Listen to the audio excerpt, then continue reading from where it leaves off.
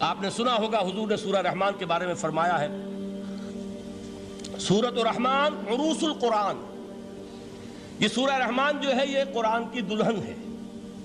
جیسے دلہن کو آپ خوشنما لباس پہناتے ہیں، آراستہ پیراستہ اس کو گہنے اور اس کو زیور پہناتے ہیں، تو جس طریقے سے سجاتے ہیں آپ دلہن کو، اللہ تعالیٰ نے ایک سورت قرآن مجید میں یہ ایسی رکھی ہے سورہ رحمان کہ اسے خوب سجایا ہے۔ اس میں الفاظ کا در و بست، اس کا اپنا ایک ڈیوائن میوزک ہے۔ وہ تو اللہ تعالیٰ قراء جو ہے خاص طور پر مصر کے قراء، اللہ تعالیٰ ان پر رحمت نازل فرمائے، ان کی خطاؤں سے درگزر کرے۔ جس طرح قرآن کے انٹرنسک میوزک کو انہوں نے واضح کیا ہے، واقعہ یہ ہے کہ اگر یہ لوگ نہ ہوتے، شیخ عبد الباسط محمد عبد الصمد، شیخ محمود خلیل الحصری، یہ لوگ کہ جنہوں نے قرآن کے اس غنا میوزک، یہ لفظ جو ہے آپ حیران نہ ہو کہ میں یہ کوئی شاید توہین کر رہا ہوں قرآن کی، حضور نے یہ لفظ استعمال کیا ہے، تغنو، اس قرآن کو اچھی سے اچھی خوشلحانی کے ساتھ پڑھو۔ من لم یتغن بالقرآن فلیس منا، جو قرآن کو بہتر سے بہتر انداز میں، اچھی سے اچھی آواز میں، خوشلحانی کے ساتھ پڑھنے کی کوشش نہیں کرتا، وہ ہم میں سے نہیں ہے۔ بلکہ ایک مرتبہ حضور رات کے وقت آپ گشت پر تھے اپنے ساتھیوں کے حالات معلوم کرنے کے لیے۔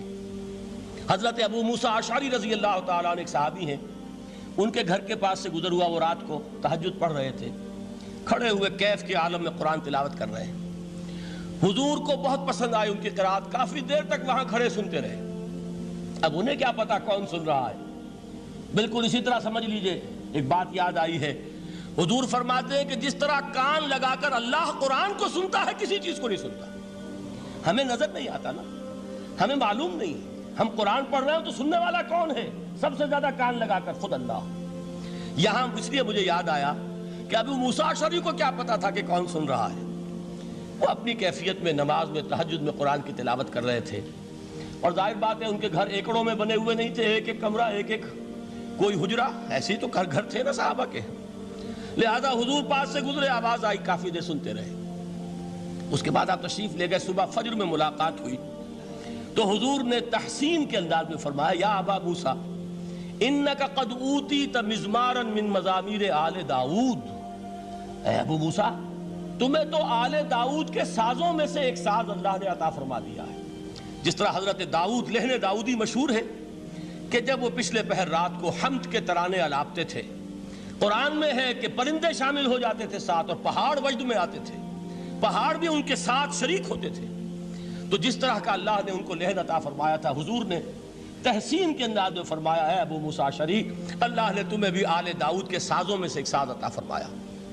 بہرحال قرآن مجید کا جو یہ میوزک ہے، قرآن کے الفاظ کا جو حسن ہے، جہاں تک حسن معنوی ہے وہ تو ہر لفظ میں ہے، لیکن یہ حسن ظاہری، حسن صوتی، حسن لفظی، یہ اپنے کلائمیکس پر آپ کو نظر آئے گا سورہ رحمان میں۔